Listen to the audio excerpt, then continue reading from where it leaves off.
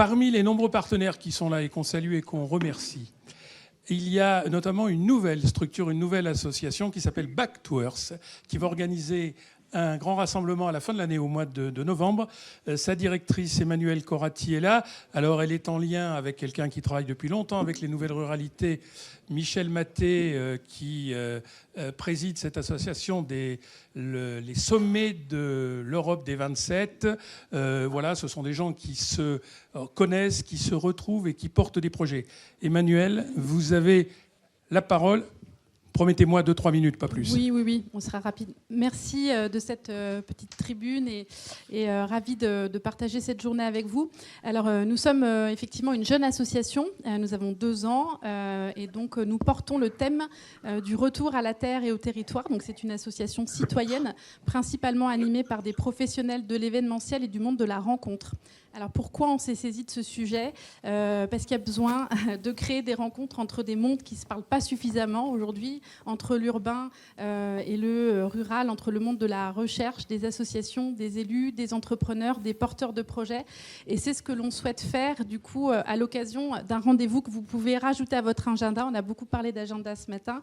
Rajoutez donc dans vos calepins les 9 et 10 novembre prochains où on vous accueillera avec plaisir à Clermont-Ferrand, au Polydôme, au Palais des Congrès, pour un événement qui rassemblera le monde de la recherche, les territoires, les entrepreneurs, les institutions, les porteurs de projets agricoles, entrepreneuriaux et de transition personnelle vers la ruralité, autour d'un temps qui s'articulera avec pas mal de formats inédits de rencontres, donc colloques, hackathons, je ne sais pas si vous connaissez ces formats de rencontres, des speed meetings qui permettront de créer un maximum de connexions entre les personnes. Voilà, donc vous êtes vraiment les bienvenus et donc on aura plaisir à vous recevoir. Notez bien cette date. Merci Emmanuel, et vous pouvez retrouver Back to Earth sur le site. Il y a toutes les informations. Nous passons sans plus attendre à la première table ronde de l'après-midi qui a déjà été tracée, rapport au travail et nouvelles ruralités, quel accès à l'emploi et quelles attentes pour les jeunes générations. Madame, ne riez pas, Madame Fabia Danone devait être avec nous, ministre italienne. Elle est en déplacement dans le sud de l'Italie, à Brindisi, et elle est sur un lieu où les connexions ne passent pas. Donc ça n'arrive pas qu'à nous. Donc nous allons en fait avoir en direct son directeur de cabinet qui est depuis Rome et qui nous délivrera le message qu'ils ont préparé.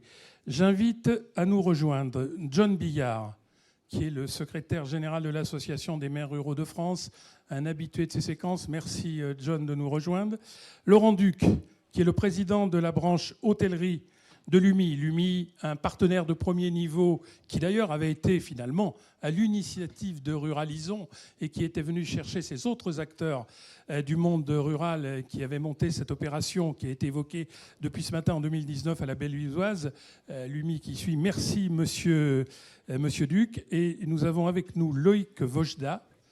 Merci Monsieur Vojda de nous avoir rejoint également au pied levé, qui est docteur en économie, qui fait de la sociologie et qui a travaillé sur plusieurs thèmes, notamment le thème de l'agriculture, mais qui a fait une étude qui nous fera partager sur le profil des néo-ruraux et l'évolution de ces profils depuis la période 68 ans. Voilà. Merci. Sans plus attendre, comme avec les autres autorités, nous allons, si la technique est prête, commencer par le sujet avec le directeur de cabinet de Madame Danone, lequel Giovanni Giancarlo, que l'on remercie pour sa disponibilité, donc directeur de cabinet qui a mis en place cette politique de la jeunesse. Madame Danone est ministre depuis 18 mois et elle a intensifié ce développement. Merci de nous rejoindre, de suppléer. Vous avez la parole. Il va s'exprimer en italien, ce sera traduit pour vous.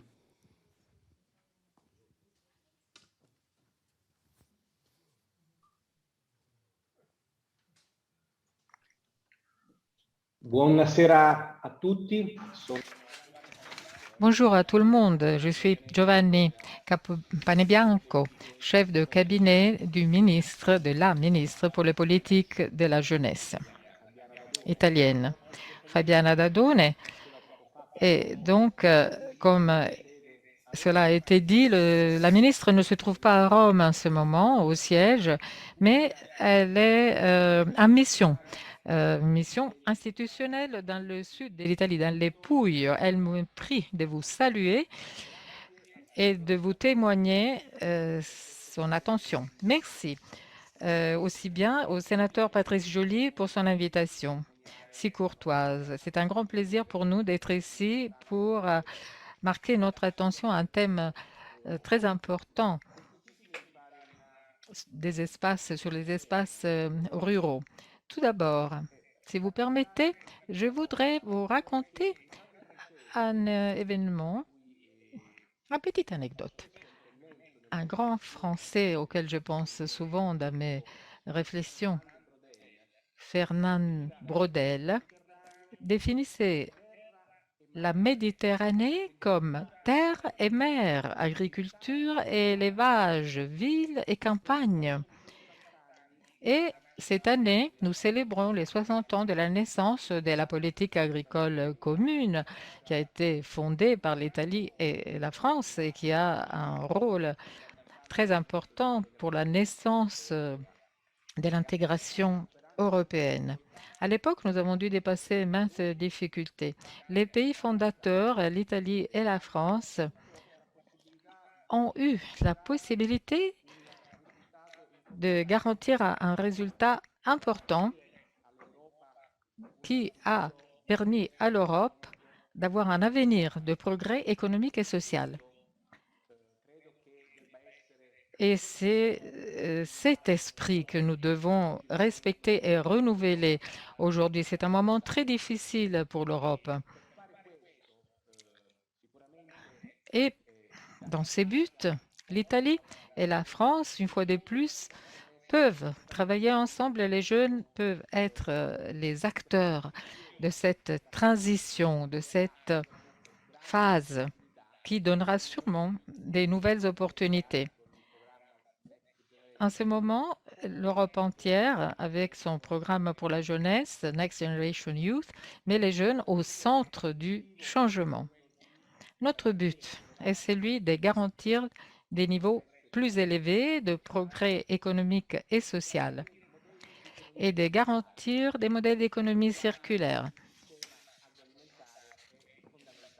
Et le système agroalimentaire est fondamental pour ce faire. Pour les jeunes, notre expérience nous l'indique, est nécessaire une formation et une transition vers une économie agroalimentaire durable pour améliorer la participation au marché, pour améliorer leur capacité de trouver un emploi. Et de ce point de vue, nous sommes en train d'essayer d'améliorer leurs compétences et nous avons adopté un instrument de certification.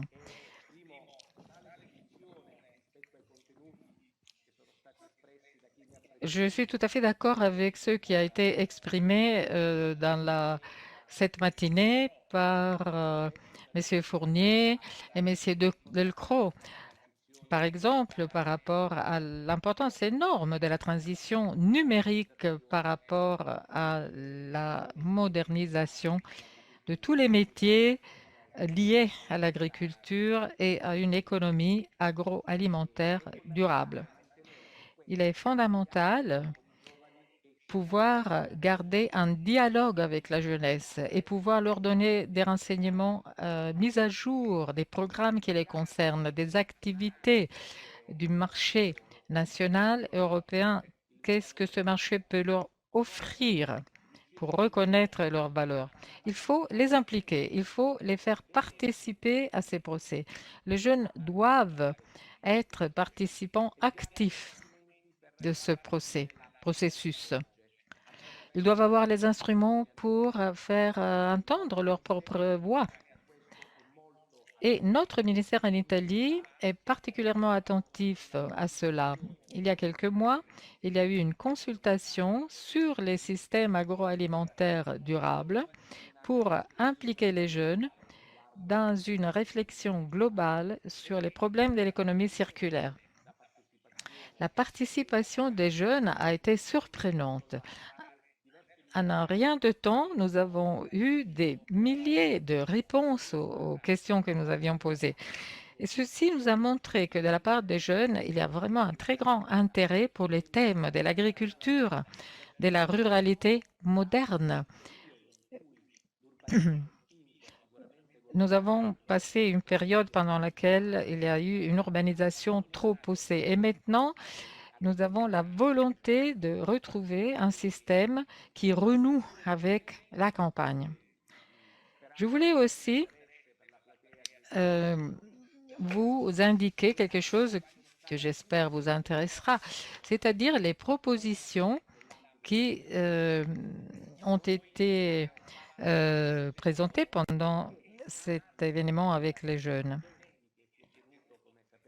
Il y a eu donc un événement à Rome il y a quelques mois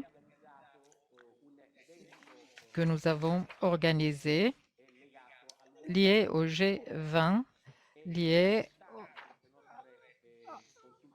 au World Food Forum, le Forum mondial de l'alimentation. Nous avons eu donc des apports. Le forum a été fréquenté surtout par des jeunes. Et nous avons vu qu'ils ont répondu à nos questions en disant qu'il était nécessaire de donner des avantages fiscaux aux petites entreprises qui appliquent des standards élevés de protection de l'environnement. Il est important d'associer les méthodes de production traditionnelles aux technologies les plus modernes et à l'agriculture de précision. Nous avons aussi appris qu'il est important d'augmenter la consommation des produits locaux et saisonnaux. Kilomètre zéro pour l'alimentation, donc. Il sera ainsi possible de garantir le plus haut niveau de participation possible des jeunes à cette économie. Nous sommes en contact étroit avec le monde des associations, avec les grandes associations de jeunes qui, en Italie, s'occupent de l'agriculture, de la ruralité, de l'agroalimentaire. Et donc, je vous donne la totale disponibilité du gouvernement italien et en particulier du ministère pour les politiques de la jeunesse pour garantir notre coopération, pour une coopération bilatérale ou plus ample européenne. Et j'en profite pour féliciter les collègues français pour le travail excellent fait pendant la présidence française de l'Union européenne dans cette période si difficile pendant laquelle la France a quand même mené à bien la politique européenne. Donc, de ce point de vue, vous pouvez compter sur notre collaboration, sur notre attention. Nous pourrons sûrement développer des projets importants ensemble. Dans le sillage du traité du Quirinal qui a été signé à Rome le 26 novembre 2021, la rencontre d'aujourd'hui permet de renforcer le dialogue entre nos pays sur ces thèmes vitaux comme celui de la mobilité et des échanges entre jeunes qui doivent être accélérés dans les secteurs de la ruralité. Il existe déjà un protocole d'entente, un mémorandum d'entente signé par le secrétaire d'État El Ari et le ministre Dadone. Et ce texte va dans la direction dont nous parlons aujourd'hui. Voilà, moi, je suis prêt donc à participer à la discussion avec les collègues de la table ronde. S'il y a des renseignements que je peux donner pour mieux expliquer quelle est la perspective italienne pour la ruralité. Et merci de votre attention. Merci, monsieur le directeur de cabinet. Monsieur le directeur de cabinet italien l'expliquait. Rappelons que cette séquence de Ruralisons aujourd'hui nous est Cette séquence est organisée dans le cadre de la présidence française de l'Union européenne. C'est une mission officielle confiée par le ministère de la Cohésion des Territoires et la présidence de la République qui a souhaité, gouvernement et présidence de la République, ont souhaité avoir un regard diversifié sur ce que l'on évoque depuis ce matin, les ruralités, mais plus spécifiquement la mise en place d'un agenda rural. Sans transition, donc, nous enchaînons avec donc la présence de John Billard. John Billard, l'un des pionniers de la télémédecine dans son village de Favril. Il a fait à plusieurs reprises la une des médias. C'est quelque chose qui roule maintenant. Il nous a semblé un peu dans le discours important, alors ça a été évoqué, mais d'avoir le maire en tant que garant du corps social, du tissu, celui que les jeunes viennent voir en tant que représentant. Quelles sont mes attentes pour travailler? Il faut répondre aux questions de mobilité, pour l'emploi. Donc il y a toute une question qu'on a commencé à voir avec Guylaine Brohan ce matin au niveau de la famille. C'est celle des attentes. Vous y êtes confronté quotidiennement, John?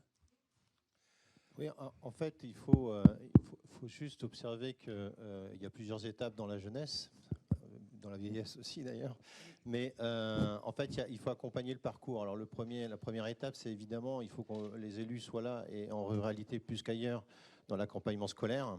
Donc ça va du primaire jusqu'au collège. Mais ensuite, après, les jeunes nous quittent. Et ce que j'ai envie de dire, nous, ce qu'on doit faire, c'est de leur donner envie de revenir. Parce qu'aujourd'hui, la société est organisée de telle manière que, à part les métropoles, les agglomérations, parce que les lycées ou les universités sont dans les grandes villes, nos jeunes nous quittent. Mais il reste aussi quelques jeunes qui n'y vont pas dans ces agglomérations et qu'il faut qu'on arrive aussi à accompagner. Et là, je dirais que avant de faire venir les autres, je pense là subitement, vous avez fait référence à la télémédecine, mais souvent on envoie les formations en médecine dans des grandes villes, mais on ne les revoit jamais revenir et on essaye. Mais d'autres jeunes sont beaucoup plus difficiles à gérer et je trouve ça dommage. Et on n'arrête pas de parler de mobilité depuis tout à l'heure parce que c'est la clé. Aujourd'hui, comment je fais pour qu'un jeune qui va dans des métiers qui sont les métiers de main aussi de la ruralité, c'est les métiers de l'artisanat, tous ces métiers de proximité. Comment je fais pour les accompagner justement dans l'apprentissage? Ce que je veux dire par là, c'est que si on veut garder nos jeunes dans nos territoires, et il y en a qui reviennent, mais bien après, quand ils commencent à vouloir construire une maison ou vouloir s'installer avec des enfants et des familles, en plus, aujourd'hui, ils disent bon, on va revenir, on va aller s'installer en ruralité, parce que souvent, l'urbain, on va dire, sans vous être péjoratif, est beaucoup plus cher. Mais pour autant, comment j'accompagne ces jeunes-là aussi? Parce que demain, ce sont eux qui vont construire, rénover, retaper. Alors, je ne sais plus si c'est aujourd'hui ou ce matin, on a abordé le fait qu'on venait s'installer dans des anciennes, qu'on rénovait des maisons de plus en plus. De toute façon, on pourra de moins en moins en construire parce qu'on nous réduit nos surfaces à construire. Donc, il y aura la rénovation. On aura besoin de tous ces métiers. Et des métiers, on en aura aussi besoin dans les villes. Donc, il faut qu'on repense le modèle pour que les jeunes puissent à la fois aller en apprentissage et on redynamise pour les former pour aller dans tous ces métiers-là. Mais une des clés, c'est la mobilité. D'autres générations que l'on va avoir et qui commencent à avoir, généralement vers ceux qui ont entre 30 et 40 ans aujourd'hui, donc qui sont aussi jeunes, mais c'est notre jeunesse, c'est heureusement là, le télétravail. Le télétravail a transformé totalement la façon d'aborder un métier aujourd'hui. Et aujourd'hui, quand un jeune va dans une entreprise, quelle qu'elle soit, il pose, et d'ailleurs y compris dans nos collectivités territoriales, je pense aux intercos ou dans les départements, etc. Aujourd'hui, la question du télétravail fait partie des conditions d'embauche. Donc ça veut dire que nous aussi, il faut que, et c'est ce que l'on fait notamment chez les maires ruraux depuis 15 ans, c'est de dire qu'il faut que la connexion Internet, on l'a dit, je ne vais pas revenir là-dessus, soit fondamentale. Et c'est pour ça aussi que je ne cesse de dire très régulièrement que ça devient aussi important que de l'électricité, que ça doit être mis au rang de service universel, parce que ça a plein de conséquences derrière, etc. Donc ce que je veux dire par là, c'est que c'est plus dans la transformation des besoins de demain et la transformation des métiers de demain tels qu'ils sont exercés, c'est-à-dire moins travailler, plus de loisirs, vivre dans un contexte agréable et pouvoir travailler chez soi, mais continuer aussi à avoir une vie culturels, etc. Parce que franchement, les jeunes entre 18 et 25 ans, alors j'ai pas de chiffres précis à donner, mais à peu près, ils veulent aussi aller vivre dans les milieux urbains parce que c'est là qu'ils vont rencontrer d'autres jeunes, c'est là qu'ils vont pouvoir aller dans les bars. Il suffit de regarder hier soir dans Lyon, c'est plutôt les jeunes qui sont aux terrasses, et tant mieux, je veux dire. Mais après, il faut faire en sorte qu'ils puissent avoir un projet de vie et qu'on puisse les accompagner. Et ça, c'est tout le travail qu'on a à faire. Et tout ce qui a été dit tout à l'heure, ce que vous avez dit tout à l'heure, c'est exactement ça. Et on doit s'organiser par rapport à ça dans nos communes ou dans nos intercommunautés pour pouvoir les accueillir. Mais on a un gros travail, me semble-t-il, d'abord sur cette mobilité, parce que la mobilité, c'est quand même quelque chose de fondamental. Si on ne peut pas bouger, on ne peut pas les faire venir. Donc, il y a toute une période d'apprentissage. Le primaire, on sait faire. On fait du transport scolaire, ça marche très bien. Le collège, ça marche encore aussi bien avec généralement les départements. Mais après, il y a cette frange-là. Tout le monde n'a pas les moyens de s'acheter des voitures. On essaye de favoriser le covoiturage. Ça marche ou ça marche pas. Enfin, voilà, il y a plein de choses qui sont à inventer, qui n'ont pas encore accroché spécifiquement, je dis bien pour la ruralité, mais qui est fondamental pour qu'on s'y penche demain. Voilà ce que je peux dire. Je ne sais pas si j'ai répondu à la question. C'est parfait, John. Est-ce que vous avez l'impression vraiment, sur ce mouvement qu'on va peut-être aborder de néo-ruralité, de retour, que ces absences d'équipement, d'encadrement, vous font vraiment concrètement rater des retours et des implantations? Alors, oui, hier, non, aujourd'hui. C'est fini, ça. On voit bien que ça revient. Moi, je sens, mais à l'échelle de mon territoire que je peux vivre tous les jours, on sent un mouvement qui est en train de se prononcer. Donc, ce que je veux dire, c'est que tout ce qui a été fait depuis ces dernières années, plus les conséquences de la crise du Covid, fait qu'il y a des questions qui se posent et des mouvements. Donc, on est au début du mouvement. Donc, pour qu'on aille jusqu'au bout, il va falloir qu'on l'accompagne dans nos politiques publiques. Pour nous, on essaie d'aborder, on n'entre pas dans le détail, on survole les ruralités au sens large et les villes moyennes. Vous nous dites, quand on est dans l'attraction d'une ville-centre, d'une préfecture, je sais pas, chez vous, de Chartres, quand on est à 30-40 km, c'est différent. Quand on est dans le rural un peu plus profond, terme qu'on n'aime pas employer, c'est beaucoup plus compliqué. Oui, mais moi, excusez-moi, mais je vais être différent. J'en ai un peu marre qu'on ne parle, excusez-moi, que des difficultés de la ruralité. Franchement, la ruralité, c'est une chance, mais énorme, pour tous ceux qui sont là, et nos jeunes, ils sont heureux, etc. Donc, il y a plein de choses. Il faut juste aborder la vie différemment à partir du moment où on fait le choix de la ruralité. Moi, franchement, je ne ferais pas le choix, si j'étais plus jeune, de vivre en ville maintenant parce que je connais la ruralité. Je ne la connaissais pas avant. Je suis un urbain à la base. Pour autant, il y a plein. C'est-à-dire que c'est un choix de vie. Et ce choix de vie, c'est pas que des contraintes. On ne parle jamais de toutes les contraintes de la ville. On est tout le temps en train de critiquer la ruralité, c'est difficile, etc. Mais quel bonheur de vivre en ruralité, bon sang. Enfin, je veux dire, quel bonheur. Et les jeunes, moi je vois, j'ai un groupe de jeunes, alors c'est une expérience qui est locale, qui est dans ma commune, j'ai un groupe de jeunes qui est en train de se constituer en association pour développer à la fois des opérations culturelles, etc. C'est pas moi qui ai été les chercher, c'est pris de leur initiative. Donc il y a un mouvement, c'est pour ça que je dis qu'il y a un mouvement. Donc la ruralité, quand on y va avec une idée aujourd'hui bien en tête de ce que ça peut représenter, mais il y a un potentiel de vie qui est totalement différent, c'est un choix. Et je pense que de toute façon, avec l'évolution, il y a ce choix. Donc arrêtons, excusez-moi, ce cri de cœur, la ruralité, même pour les jeunes, et demain encore mieux pour les vieux, si vous me permettez, parce qu'il faut aussi qu'on organise l'accompagnement de nos anciens dans nos villages. C'est quand même vachement mieux de vivre que dans des zones très urbanisées. Voilà ce que j'ai envie de dire, en tout cas ce que j'ai envie de passer comme Merci message. de ce message d'espoir. Preuve que ça bouge, John, dans Le Monde d'hier ou d'avant-hier. Il y a une page dans Le Monde Campus sur un sujet « Diplômées, les filles retournent près des leurs ».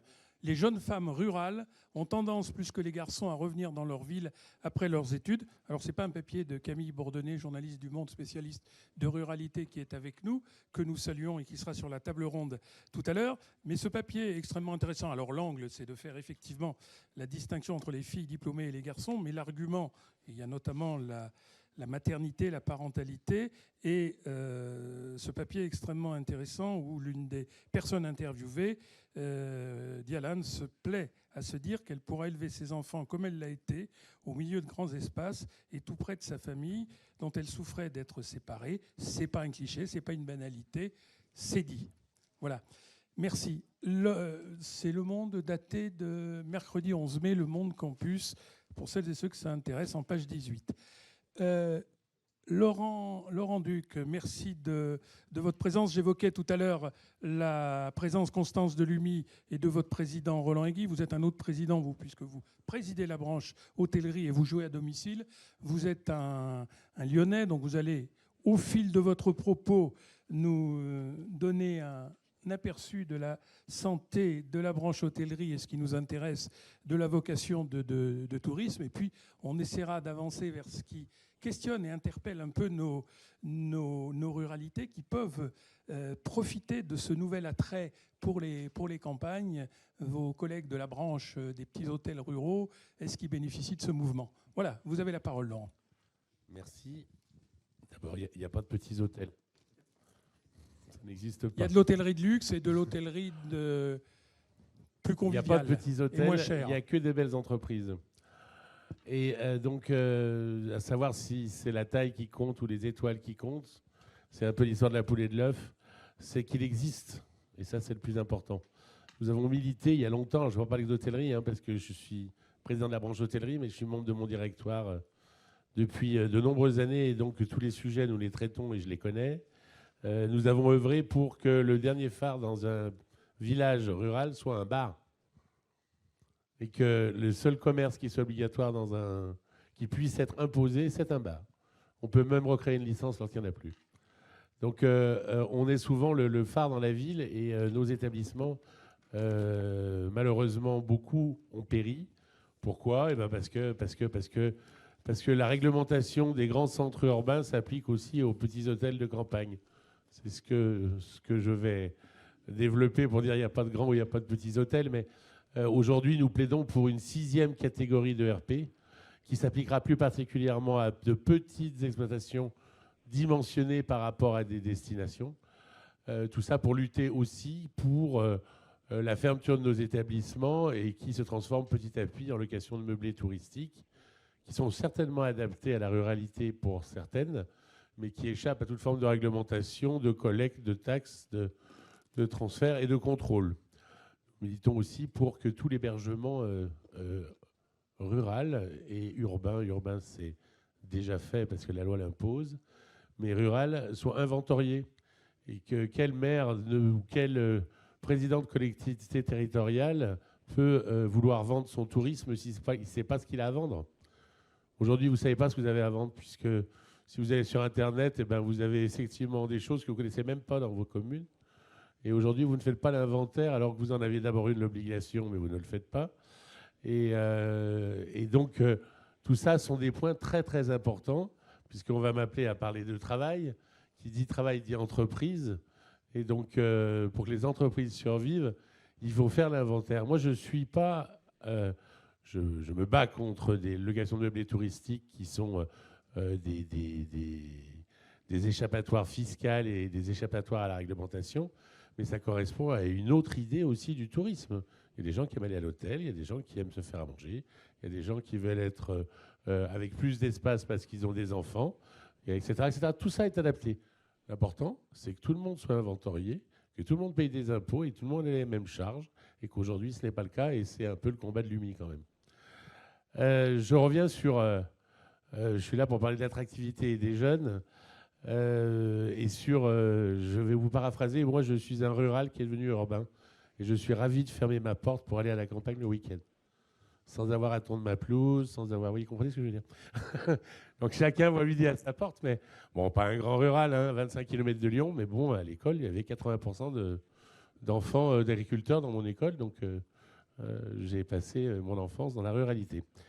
Donc pour revenir à nos centres urbains, j'ai évoqué avec vous que les villes saturaient de touristes. Les villes ont trop de touristes. Paris a trop de touristes. Venise a trop de touristes. Barcelone a trop de touristes. Et donc, aujourd'hui, Et Lyon ? Lyon, faudrait qu'ils reviennent, les touristes. Mais on va en sortir du Covid pour je dirais un rythme normal touristique. Lyon est une ville de passage, c'est pas une ville touristique, et en même temps, on a su créer les week-ends avec des opportunités de visite de week-end et de culture, parce que Lyon est quand même le deuxième plus grand musée de France. Lyon est la deuxième ville culturelle de France. Alors, n'en déplaise à Marseille, on a 1200 habitants d'écart. Mais bon, on est un centre économique important, et donc automatiquement, on a du flux sur des petits séjours, des courts séjours. Mais on ne vient pas en vacances à Lyon, c'est clair. Par contre, le Covid, lui, a effectivement sorti les gens des villes qui sont allés à la campagne ou retournés dans leur famille, et on a réappris le sens de prendre des vacances en France. Ça, c'est indéniable. Et là, je parle de 2020. Alors, est-ce que c'est un effet d'aubaine? Est-ce qu'il faut s'installer à l'intérieur? Est-ce que ça va continuer? Je rappelle qu'à cette époque-là, il ne faut pas se leurrer, on ne pouvait pas aller en Espagne, on ne pouvait pas aller en Italie, on ne pouvait pas aller au Maroc. Donc tous les Français sont partis en vacances en France. Mais profitons de cette opportunité et de cette connaissance, cette reconnaissance pour certains de notre ruralité, pour justement faire des points d'intérêt. Le premier point d'intérêt, vous avez dû en parler ce matin, hein, c'est l'accès à Internet, partout où on va, et de qualité. Plus que l'eau chaude, plus que dans un hôtel, nous, quand on n'a pas d'un accès à Internet correct, c'est la première chose qu'on nous dit, plus que l'eau chaude, plus que la qualité du chauffage, plus que si l'Internet, c'est la première réflexion qu'on a le matin. Donc la destination, si on veut avoir des touristes, il faut que les gens puissent venir et avoir Internet en arrivant. La deuxième, c'est la proximité d'un transport en commun régulier, fiable. Au-delà du bus, une gare, c'est bien. Il y a des départements comme l'Ardèche, il n'y a pas un seul train en Ardèche. Si, le petit train du Vivarais, mais c'est touristique. Et donc, ça compte, ou en tout cas, vraiment une explication, parce qu'il y a énormément aujourd'hui, dans la démocratisation du voyage, et des jeunes, des gens qui se promènent et qui ne font pas forcément les grands centres urbains, mais qui se déplacent en voiture. Les jeunes urbains n'ont pas le permis avant 20, 25 ans. Ce qui n'est pas le cas des jeunes ruraux, bien sûr. À 18 ans, ils ont déjà une voiture. Pardon ? Ou ils ne l'ont pas du tout et ils conduisent quand même. Donc, pour revenir à ça, c'est très important. Et après, en attractivité des jeunes et attractivité des gens en général, parce que je veux bien attirer des jeunes pour travailler, mais faut-il qu'il y ait des touristes de façon régulière?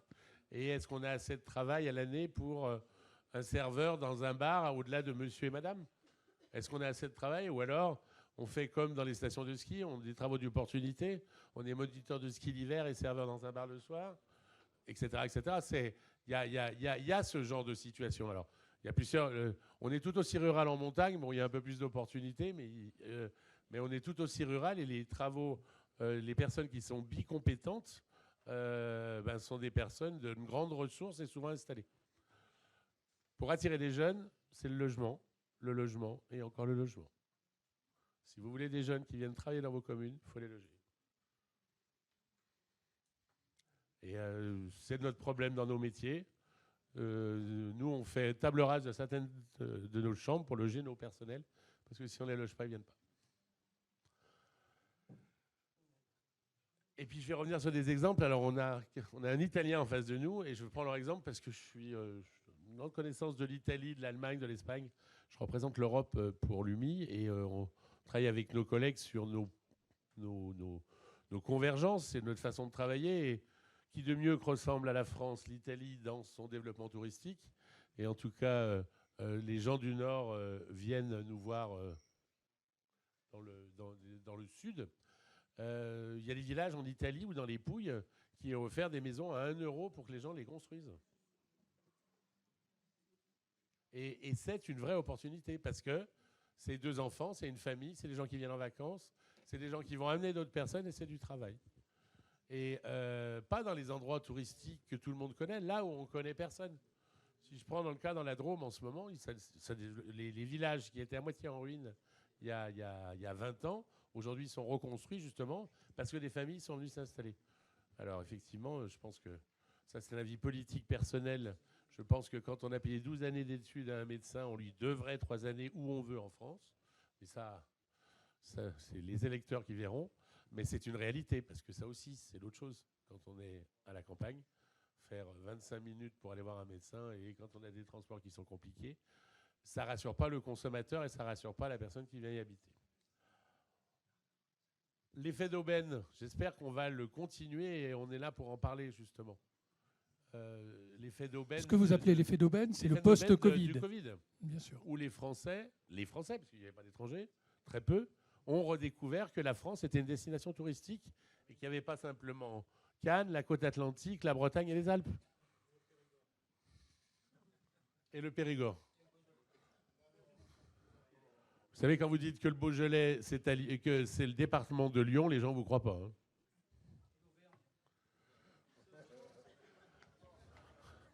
Je joue jamais dans ma cour, monsieur le président de la région Auvergne-Rhône-Alpes de l'UMI. Voilà. Le télétravail, je l'ai écrit en gros dans mon papier, c'est une grande opportunité. Mais c'est notre tombe, à nous les hôteliers. J'ai perdu 30% de mes clients. Je vous donne un exemple où nous étions en conseil d'administration. Nous, les hôteliers restaurateurs à Paris, eh bien, il y avait les 2 tiers qui étaient en télétravail. Donc, sur 100 présidents de département, il y en avait 70 qui n'étaient pas là. C'est 70 chambres d'hôtel qu'on n'a pas pris à Paris. Donc, ça arrive à tout le monde. Donc, ça fait des économies. Pardon ? Ça fait des économies à la structure, donc. Ah oui, mais ça, non, moi je parle d'économie. À la structure, ça c'est son problème, mais en tout cas, ça fait pas la richesse du tissu professionnel que l'on représente. Et donc l'économie a changé, tout a changé. Donc il faut repenser de nouveaux modèles, et je pense que la ruralité, c'est pas une fatalité, elle a une vraie opportunité. Vous démontrez ce mouvement de population et cette volonté de poursuivre l'embellie dans cette période post-Covid. Plus concrètement, chez vos collègues hôteliers qui sont dans les zones rurales, vous sentez véritablement un mouvement, les chiffres d'affaires, le nombre de chambres louées, tout ça, ça monte et ça monte de façon stable et durable ? Alors, je dirais qu'une hirondelle ne fait pas le printemps parce qu'on ne voit plus les hirondelles à Lyon, elles ne remontent pas si haut.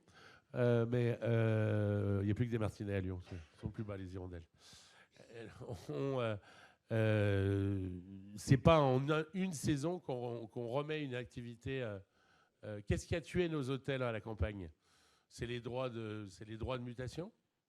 C'est comment je partage mon hôtel entre mon fils, ma fille, voilà, comment je partage mon hôtel quand j'ai que 150 000 €. Si vous prenez l'Allemagne, pourquoi l'Allemagne a un tissu d'auberges et d'hôtels indépendants indestructibles ? C'est 5 millions. C'est pas 100 000 €. C'est 5 millions d'euros où ils ne payent pas d'impôts pour la cession de l'établissement et ça reste dans la famille. 5 millions d'euros. C'est la fiscalité, c'est que ça. Aujourd'hui, on est obligé d'acheter un autre hôtel quand on a 2 enfants, si on veut partager l'hôtel. Alors les normes, n'en parlons pas, c'est pour ça qu'on demande la création de cette 6e catégorie. Et bien cette 6e catégorie sous responsabilité déclarative, je n'appelle pas au maire à avoir une responsabilité supplémentaire. Vous savez, le fait de déclarer sur l'honneur, c'est aussi un engagement qui a beaucoup de valeur. Donc sur une responsabilité déclarative auprès d'un CERFA, toute forme d'hébergement et de réception du public devrait faire l'objet d'un ERP, si petit soit-il. Parce que je ne vois pas pourquoi un hôtel devrait avoir un électricien qualifié qui passe chaque année et la mairie qui passe tous les 3 ans, et que le simple meublé du coin, on ait bidouillé l'électricité et qu'on ait acheté une alarme à 2 € qu'on colle au plafond à l'entrée sans jamais de téléphone et sans appeler personne. Nous, on doit être présent 24 heures sur 24, on doit avoir une centrale incendie, etc. Même si on n'a que 2 chambres. J'ai une collègue qui n'est pas là aujourd'hui, mais qui est représentée par sa collaboratrice. Elle a 6 chambres, Daniel, et un restaurant. Elle est 4 étoiles, mais ça lui coûte une blinde. Elle le fait parce que c'est la maison de ses parents, parce que c'est la maison historique et ça a toujours été une auberge avec quelques chambres. Mais bon sang, moi je mettrais un grand coup de béton et je ferais de la location de meublés touristiques et elle aurait 0 obligation. Laurent, vous avez abordé l'Europe sous l'angle de la fiscalité avec les avantages qu'aurait l'Allemagne par rapport à la France. Est-ce que vous qui avez une vision de l'Europe, vous avez d'autres pays qui ont des exemples de dynamisme de l'accueil, de l'hébergement et de l'hôtellerie de votre secteur ? Autriche. On n'y va pas parce qu'on est pauvre. Extrêmement, extrêmement développé, l'accueil en Autriche. L'hébergement en Autriche et la ruralité en Autriche est un point national. Et je pense que si vous parlez allemand, allez vous promener en Autriche et vous verrez que l'offre touristique dans des petits villages est extraordinaire. L'Autriche. Alors, quand on parle de ruralité, je n'ai pas parlé de bord de mer. Mais je veux bien parler de bord de mer, il n'y a pas de problème. Mais L'Autriche, notre pays. Et l'Allemagne a une demi-mesure. Je rappelle qu'on est le plus grand pays d'Europe et que nous, on a un vrai espace rural. On est le plus grand jardin d'Europe, après la Russie, bien sûr, avant l'Ukraine. Et qu'il y a une vraie surface en France et qu'on n'a que 60 millions d'habitants, qu'il y a 90 millions d'habitants en Allemagne sur la moitié du même terrain. Donc il faut penser quand même que les agglomérations continues sont les unes derrière les autres. Et il y a très peu d'espaces très, très, très ruraux.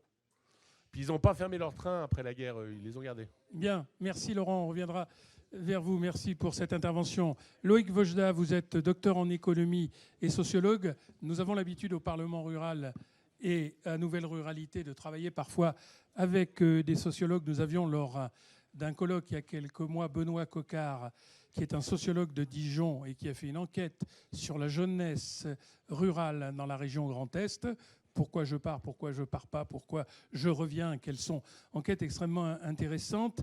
Et vous nous avez vraiment semblé être le bon chercheur, parce que vous en avez peut-être un mot, mais votre profil professionnel est d'avoir choisi, alors que vous êtes universitaire, d'avoir choisi le salariat agricole et d'avoir, pour comprendre, et ça c'est important, ça fera peut-être une transition avec d'autres tables rondes, pour comprendre, de vous mettre pas dans la peau, mais de vous mettre dans la pratique directement d'un salarié agricole.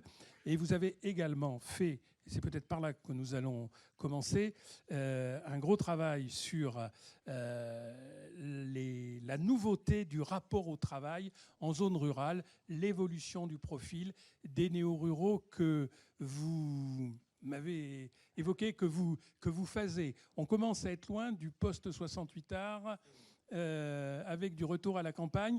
Il y a eu plusieurs phases et la phase actuelle est hyper intéressante. Allez-y, je vous laisse le temps de dérouler. Oui, du chemin a été fait. Donc tout d'abord, je voudrais remercier Patrice Joly et Jean-Yves Vive pour l'invitation. Je suis vraiment ravi d'être ici avec vous pour échanger sur cette thématique de la ruralité qui m'est très chère, car elle est vraiment au cœur de ma vie professionnelle. Donc j'ai fait une thèse de doctorat sur les néo-paysans. Donc ces personnes qui changent de vie pour revenir à la terre et peut-être, excusez-moi de vous interrompre, peut-être un mot pour dire que vous avez travaillé dans l'environnement de Dominique Méda, qui vous connaît, qui connaît vos travaux, que beaucoup d'entre vous connaissent. Dominique Méda, sociologue, qui, au-delà d'être médiatisé, fait un travail énorme depuis quelques décennies. Donc effectivement, j'ai rencontré Dominique Méda pendant ma thèse. Elle était membre de mon jury de thèse. Et c'est vrai qu'elle a beaucoup aimé ce que j'avais fait, parce qu'elle travaille déjà sur ces problématiques de travail, de réduction de temps de travail et de transformation du temps de travail dans la transition écologique. Et donc le sujet des néo-paysans l'a intéressé parce qu'il rentrait dans ces objets avec une dimension très pratique, très empirique, que j'ai voulu explorer plus en amont, comme le disait Pierre. Et donc j'ai travaillé comme salarié agricole aussi sur une ferme en polyculture élevage. Et là, prochainement, je rajouterai que je vais rejoindre l'équipe de Terre de Liens comme chargé de mission. Donc vous l'aurez compris, la thématique de la ruralité est au cœur de ma vie professionnelle, mais aussi au cœur de ma vie personnelle, car je suis moi-même un néo-rural. J'ai grandi à Valenciennes, j'ai fait mes études supérieures à Lille, donc j'ai toujours été dans un environnement très urbanisé. Et j'habite maintenant depuis 5 ans à un corps de ferme dans un petit village de 200 habitants. Donc voilà, la question du rapport au travail des néo-ruraux m'intéresse particulièrement. Et j'aimerais prendre un léger recul historique avec vous pour essayer de saisir ce qui fait l'originalité, la nouveauté du rapport au travail des nouvelles générations. Donc si l'on repart très vite dans les années 70, les néo-ruraux étaient souvent des personnes qui s'étaient beaucoup investies dans mai 68, qui étaient sortis très déçus par la tournure prise par les événements et qui donc, à faute d'avoir réussi à changer la société, avaient décidé de la quitter en rejoignant les zones rurales désertifiées, avec l'idée qu'une vie plus oisive était possible, car si on la laissait tranquille, la nature serait généreuse et pourvoirait à nos besoins. Donc le rapport au travail de cette première génération était un rapport de rejet du travail, avec l'idée que le travail était un élément fondamental de la société de consommation, et donc que si l'on souhaitait sortir de cette société, il fallait en finir avec le travail. Sauf que très vite, ce rapport au travail s'est révélé très problématique. La nature s'est révélée moins généreuse qu'espérée. Et finalement, les conditions de vie sont devenues très spartiates. Donc très vite, dès la fin des années 70, on assiste à l'émergence d'une deuxième génération qui développe un rapport au travail fort différent, puisqu'il ne s'agit pas de le rejeter en bloc, mais d'essayer de le transformer, de revenir à un travail plus sensé, par exemple en devenant paysan ou artisan. Donc ici, on retrouve un rapport au travail un peu plus traditionnel, avec ses problématiques habituelles de viabilité économique du projet ou d'intégration sociale à un nouveau territoire, qui avait été un peu balayé par la première génération. Puis, dans les années 80-90, avec les difficultés économiques connues en France et la baisse de pouvoir d'achat, une troisième génération émerge qui rejoint les campagnes avec deux motivations. D'une part, accéder plus facilement au foncier dans un contexte d'inflation foncière et de baisse de pouvoir d'achat, et d'autre part, retrouver un cadre de vie plus apaisé, plus proche de la nature, plus calme. Donc le rapport au travail de cette troisième génération est cette fois un rapport assez stable, puisqu'il ne s'agit pas de changer le travail, de ne pas changer de métier, mais plutôt de changer de cadre de vie. Et l'idée que j'aimerais maintenant développer devant vous, c'est que nous assistons à l'émergence d'une quatrième génération qui se distingue des trois premières par un rapport au travail différent. Et ce rapport au travail se singularise par une revalorisation très forte des pratiques d'autosubsistance. Donc de ces pratiques qui visent à produire ce que l'on consomme et consommer ce que l'on produit, pour reprendre la formule de Gors. Donc on est concrètement sur des pratiques qui visent à développer un potager, à élever quelques animaux pour sa consommation, à avoir un verger, à faire son bois, à rénover sa maison. Bref, des pratiques qui ont été au cœur de la vie rurale et de la vie paysanne pendant des siècles et qui ont été balayées d'un revers de la main et sans beaucoup de considération, il faut le dire, avec l'essor de la société de consommation. Et donc ces néo-ruraux cherchent à se réapproprier ces activités, ces pratiques, mais pour autant, ils ne cherchent pas à substituer ce travail d'autosubsistance au travail marchand, à l'emploi. Car ils ont bien conscience que l'autosubsistance ne peut pas tout. On ne peut pas produire sa télévision, son ordinateur, sa voiture, son téléphone portable. Et donc, il faut trouver un équilibre entre un travail d'autosubsistance, un travail non marchand, et un travail marchand, un emploi qui permet de gagner sa vie pour acquérir sur le marché ce que l'on ne peut produire soi-même. Sauf que, dans la pratique, atteindre un tel équilibre n'est pas toujours évident. Et les néo-ruraux expriment au moins trois types d'attentes. Premièrement, une attente sur le marché du travail, car l'autosubsistance est souvent très chronophage, et donc les néo-ruraux se mettent en quête d'un emploi à temps partiel. Sauf que dès lors que l'on pose ce critère de temps partiel, le panel des emplois auxquels on peut candidater se réduit très vite. Et certains diraient que lorsque l'on pose ce critère sur la table, il ne reste très vite plus que des emplois d'auxiliaires de vie et d'employés libre-service à McDonald's. Donc sans doute y a-t-il un effort à faire sur la structuration de l'offre du marché du travail pour essayer de proposer des emplois à temps partiel plus en accord avec les qualifications, les expériences, les compétences de ces néo-ruraux. Deuxième attente, une attente cette fois en termes de foncier, puisque ces projets d'autosubsistance reposent sur l'acquisition d'un corps de ferme ou du moins d'une maison avec un grand terrain et quelques dépendances. On parle souvent de 2000 m² à 2 hectares.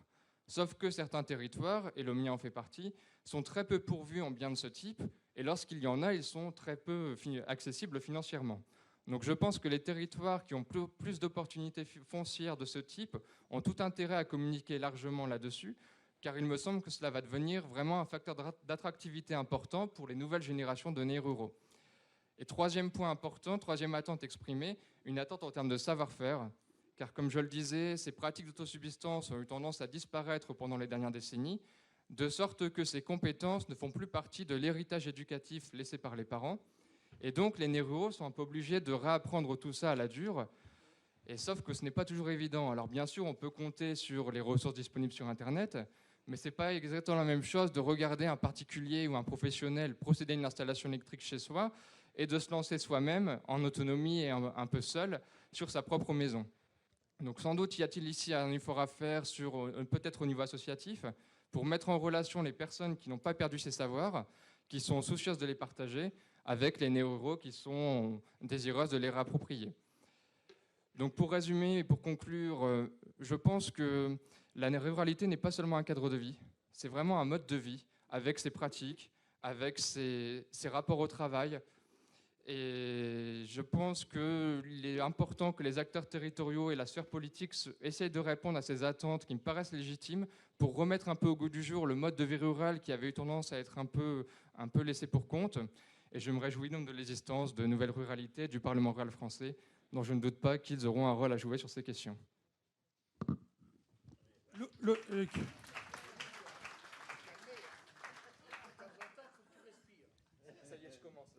Là, ce qu'il nous a dit, mesdames, messieurs, c'est un universitaire, c'est un chercheur, mais très franchement, il y a du lourd et c'est intéressant, c'est en débat. Ce mouvement, ce nouveau rapport... Il y a des artisans encore dans la ruralité. Il n'y a pas que des agriculteurs dans la ruralité. Absolument, mais il n'a pas parlé des agriculteurs. Non, mais quand je disais chercher sur Internet pour refaire le courant, il suffit de demander au voisin qui est électricien en général. Montez un tuto tous les deux. Ce nouveau rapport au travail, est-ce qu'on peut dire qu'il vient, par exemple, d'une double volonté, de celle de redonner du sens au travail, à son travail, et ce qu'il y a derrière, me semble-t-il, Loïc, une sorte de reconquête de dignité, dans le sens où on veut rompre un peu avec la servilité d'un autre monde, quoi. Alors il y a beaucoup de motivations vraiment très différentes. Je pense qu'un facteur important, ça va être la bureaucratisation des métiers. Et souvent, ce sont des personnes qui ont un métier, qui ont fait des études supérieures, qui se retrouvent dans un bureau à peu près toute la semaine et qui n'ont aucun savoir manuel explicite. Et donc, qui sont un peu soucieuses de refaire des choses plus pratiques, plus manuelles, complémentaires à leur métier, plutôt qu'il y ait un travail de bureau. Il y a une motivation écologique également, avec le souci de protéger, avec l'idée que le circuit le plus court, au final, c'est de produire soi-même ce que l'on consomme. Il y a aussi une inquiétude parfois, je pense qu'il ne faut pas se le cacher, avec l'idée que les années à venir ne vont pas être les plus faciles, qu'il va y avoir des chocs qui vont s'abattre sur nous. Et donc, il vaut mieux être un peu débrouillard et savoir faire des choses soi-même plutôt qu'être très spécialisé sur un domaine très, très particulier. Donc, il y a vraiment différentes motivations qui se croisent, qui se retrouvent dans différentes mesures selon les profils. Mais c'est vrai que c'est un mouvement très riche. John, c'est un propos. Alors, il ne nous appartient pas, à nous qui ne sommes pas des spécialistes, de commenter le contenu, mais vous le recevez comment, cette analyse? C'est séduisant. En fait, c'est dit de façon bien plus scientifique que moi, c'est un peu ce que je disais. Une chose où la réponse que je vais faire, moi, par rapport à justement le sens, parce que la question que vous posez sur le sens, elle est fondamentale. Aujourd'hui, on sait que dans la société, au niveau professionnel, on voit beaucoup de cadres, effectivement, de professions supérieures, qui ont plus de sens dans l'entreprise et qui vont dans la ruralité chercher du sens. Et le sens, ils vont le chercher dans justement le fait de se construire un univers, et c'est plus facile dans la ruralité. Donc ça, pour moi, c'est pas que écologique. On sait qu'on est dans une tendance écologique, mais ça fait partie des nouvelles générations qui ont cette logique-là. Il y a d'autres populations. Il y a aussi ce qui a été dit, et c'est vrai, il ne faut pas l'oublier, ce qui était peut-être dans la génération d'avant, mais qui a quand même des conséquences, c'est d'imaginer que ça coûte moins cher que de vivre à la campagne. Et en fait, on s'aperçoit que finalement, ça coûte beaucoup cher, aussi cher. C'est-à-dire, on ne fait pas des économies à vivre à la campagne, on change son mode de vie, et après, on s'adapte par rapport à l'évolution sur le fait qu'il y ait des jardins, etc. Moi, je partage totalement ce que vous avez dit, avec une vision beaucoup moins, et c'est pas péjoratif quand je dis ça, moins écologique et tendance telle que et à un moment donné, c'est aussi carrément économique. Il y a cette dimension économique, et puis c'est vrai que sur la question du sens, il y a un papier qui avait été publié il y a quelques années par Graeber qui évoquait la question des bullshit jobs, donc des jobs à la con, et qui avait suscité beaucoup d'écho. Ouais. Alors je m'excuse pour la formule qui est un peu vulgaire, hein, mais c'est vrai que c'est quelque chose qui avait suscité beaucoup d'écho. Il y avait eu énormément de témoignages dans tous les journaux avec des personnes qui racontaient qu'au final, ils avaient l'impression de se lever tous les matins pour aller faire un emploi dont ils ne percevaient pas le sens, et quand ils rentraient chez eux le soir, ils avaient l'impression de n'avoir servi absolument à rien. Et là, on retrouve souvent des personnes qui sont un peu dans ce cas de figure-là aussi, et qui là, pour le coup, retrouvent vraiment du sens, puisqu'ils subviennent à leurs propres besoins. Donc lorsqu'ils produisent quelque chose, c'est pour eux, c'est pour satisfaire leurs propres besoins, et donc vu que la connexion est directe, ils perçoivent forcément le sens de leur travail beaucoup plus aisément. On ne peut pas baser le retour à la ruralité à l'autosuffisance quand même. Hein. C'est une vision des choses, mais on peut aussi acheter ces légumes. Alors oui, non, j'ai bien dit que même les personnes qui reviennent aux pratiques d'autosubsistance sont eux-mêmes dans une recherche d'équilibre avec un emploi extérieur. Oui, et puis, non, il ne s'agit pas du tout de faire l'apologie de l'autarcie. Encore une fois, l'autosubsistance ne peut pas tout. Patrice. En tant qu'élu des territoires ruraux, on est confronté, on risque d'être confronté dans les périodes qui viennent à deux représentations du travail, deux perspectives de vie, certaines plus classiques agriculteurs, aide à la personne, salariés dans le bâtiment, etc., avec des conceptions classiques de la vie, avec aussi des métiers pour lesquels les rémunérations sont faibles, et puis d'autres groupes sociaux qui arrivent de l'extérieur, des ruraux, qui ont une autre conception de la vie et du métier. Et la question pour nous va être comment on crée du lien social, c'est-à-dire ça va au-delà des problématiques du coq Maurice, c'est-à-dire qu'on est vraiment dans des représentations de la société et de la manière dont on fait société avec des visions un peu différentes. Bien, nous allons, notre nouvel ami, notre nouveau collaborateur pour les ruralités, le directeur de cabinet de Madame Dadone, qui suit patiemment le débat, souhaite intervenir. C'est avec plaisir, cher ami, que nous vous donnons la parole.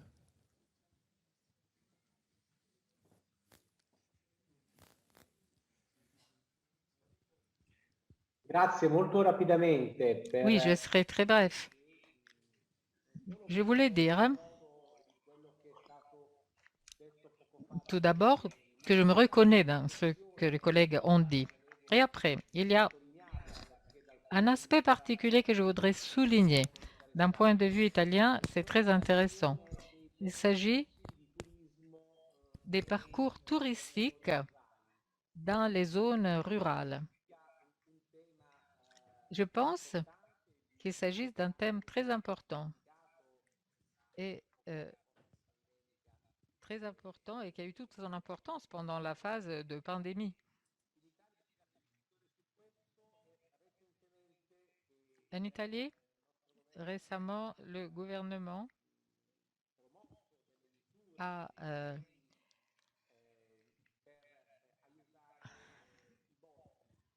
pris des mesures de soutien pour aider le tissu touristique italien, qui chez nous est un peu particulier. J'ai entendu dire qu'il est similaire à celui de la France. À la fin du mois de juillet, à Sorrento, en Italie, il y aura le Forum international du tourisme des jeunes, avec la coopération du ministère pour le tourisme. Et notre ministre, Madame Dadone, sera présente. Et je pourrais donner des indications dans le sens du thème qui a été traité aujourd'hui. Comment organiser une synergie de tous ces points de vue, ces aspects économiques, sociaux, pour donner de la valeur au rôle des jeunes dans l'emploi, accès au travail et à l'emploi, par rapport à toutes les opportunités d'emploi qui existent dans les zones touristiques rurales. Voilà, il s'agit d'un thème que je vais proposer pour ce forum qui aura lieu à Sorrento le 30 juin 2020. Merci. Merci beaucoup, Giovanni. Merci. Peut-être l'heure avance, mais je vais vous redonner la parole aux uns et aux autres pour conclure, parce que là, on a ouvert de nouvelles pistes. Bon, Laurent, on n'oublie pas les artisans. On se préoccupe de... Le tissu rural est un tissu urbain miniature, hein, normalement. C'est-à-dire qu'on retrouve tous les services de l'État et fédéral dans un périmètre, et là où ça blesse, effectivement... D'accord, mais si je comprends bien, le message que vous dressez aux acteurs ruraux, notamment aux maires ruraux, c'est il y a en matière d'accueil et d'hébergement des possibilités, des choses à faire. Il faut qu'on fasse sauter des verrous à la fois réglementaires, fiscaux. Il faut qu'on s'y prépare, qu'on comprenne les attentes, mais c'est un message d'optimisme. Je veux surtout pour dire aux maires, ne voulez pas tous un 4... Micro, Laurent. J'ai une grosse voix, alors des fois j'oublie qu'il y a des gens qui sont plus loin. Je veux dire aux gens qu'ils ne voulaient pas tous un 4 et un 5 étoiles sur votre terrain. Vous voulez un bon 2 étoiles qui marche toute l'année, ou un 3 étoiles qui correspondra plus au prix qu'on pourra appliquer qu'au service qu'on devra donner en 4 ou en 5 étoiles. Dans un 5 étoiles, on y va parce que c'est une destination. Un 2 étoiles, on s'y arrête parce que le village est charmant. Merci, Laurent. John, c'est de dire les maires sont au milieu, les maires resteront au milieu et sont d'une manière ou d'une autre, sans forcément peser, comme dans le cadre de la création de cette association de jeunes chez vous, sont quand même les premiers relais de cette jeunesse, ceux qui vont faire remonter le message. En fait, on doit être attentif à nos jeunes. Ce n'est pas forcément ceux qu'on va aller chercher en priorité. Je pense qu'il faut qu'on soit beaucoup plus attentif. Je suis sûr qu'ils ont des choses à dire et ils en diront de plus en plus.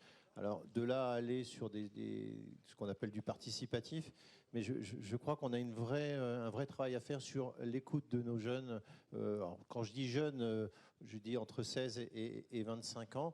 Et en fait, c'est eux qui vont nous remplacer demain, donc il faut les accompagner. Mais, enfin voilà, je voulais dire autre chose, mais je ne sais plus ce que c'est. Bref. Je donne la parole à Loïc, si vous le retrouvez. Loïc, c'est de dire que cette 4e génération, c'est forcément prometteur et c'est forcément d'avenir, parce qu'au sein de la société, il y a un mouvement, pour la première fois, profond d'un nouveau rapport au travail et d'une nouvelle volonté de campagne. Oui, je pense qu'il est plus profond de par les facteurs structurels. Il est plus équilibré aussi. C'est vrai qu'au début, dans les années 70, on était vraiment sur des choses complètement utopiques, complètement illusoires. Là, on voit que l'histoire a quand même apporté des leçons. On a vraiment tiré des choses des erreurs du passé. Et là, vraiment, lorsque l'on discute avec les néo-ruraux, alors bien sûr, il reste encore quelques personnes qui sont épris d'illusions. On ne peut pas le nier non plus, mais c'est vrai que la majorité, quand même, est très consciente des limites d'autosubsistance, consciente aussi de ce qu'elle peut apporter, et cherche un peu à trouver un juste compromis entre un peu la tradition avec ces pratiques d'autosubsistance, justement, qui avaient été délaissées, et puis la question plus marchande de l'emploi, envie de gagner, de gagner de l'argent pour acquérir sur le marché ce que l'on ne peut produire. Qu'on est vraiment sur une version plus équilibrée, un mode de vie qui peut répondre à beaucoup d'aspirations et satisfaire beaucoup de personnes. Donc je pense que c'est vraiment une voie sur laquelle il faut travailler. Merci. Retrouvé, John ? Oui, j'ai retrouvé. J'ai entendu tout à l'heure, c'est fini la différence entre le rural et l'urbain. C'est fondamental. Ça veut dire qu'aujourd'hui, la difficulté, c'est que les gens demandent la même chose en ruralité qu'ils ont en urbain. Donc ça, c'est une difficulté. Mais ça veut dire aussi que, contrairement à ça, c'est qu'aujourd'hui, quand on vit en ruralité, on a les mêmes services et les mêmes besoins et on vit comme un urbain. C'est-à-dire qu'il n'y a pas de différence de vie. Et je vous invite à écouter les podcasts qui vous tapez Laisse Béton, parce qu'Amélie est là, et c'est plein de témoignages de gens qui habitaient à la ville, qui vont à la campagne et qui expliquent quelle est la différence de vie qu'ils découvrent. Vous allez voir, c'est très très intéressant. Petite page de pub, Amélie. Laisse Béton, ça s'appelle au niveau des podcasts. Bien, mais vous voulez nous en dire un mot plus ?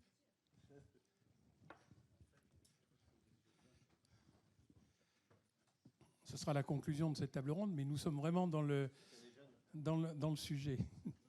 Merci John pour le coup de pouce. Bonjour, j'ai parlé avec certains d'entre vous. Merci pour votre accueil aujourd'hui. J'apprends plein de choses, j'ai pris plein de notes. Je m'appelle Amélie Dag, l'un de mes métiers, parce qu'effectivement, quand on est néo-rural comme moi, on apprend qu'il faut avoir plein de métiers.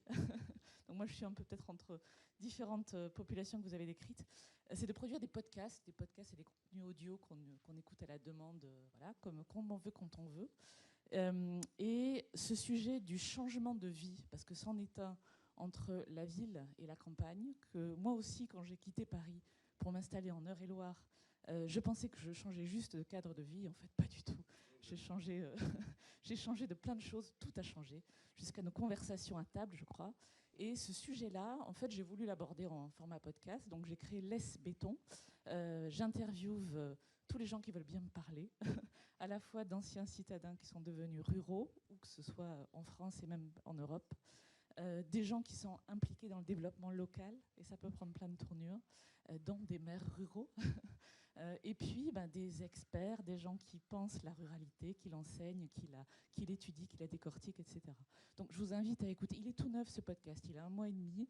Je vous invite à le découvrir, et puis si vous avez envie d'y apporter votre témoignage, je serais vraiment ravie de venir vous voir ou de vous interviewer à distance. Merci encore.